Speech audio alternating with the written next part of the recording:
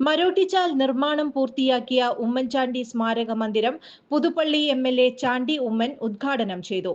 DCC president advocate Joseph Tajet അധ്യക്ഷത വഹിച്ചു. മുൻ ഡിസിസി പ്രസിഡന്റുമാരായ MP. Vincent, Jose Vallur, KPCC secretary Shaji J Kodankandath എന്നിവർ മുഖ്യാതിഥികളായി.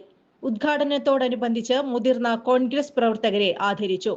+2 SSLC ഉന്നത വിജയം നേടിയ വിദ്യാർത്ഥികൾക്ക് മഹാത്മാഗാന്ധി വിദ്യാഭ്യാസ പുരസ്കാരം സമ്മാനിച്ചു.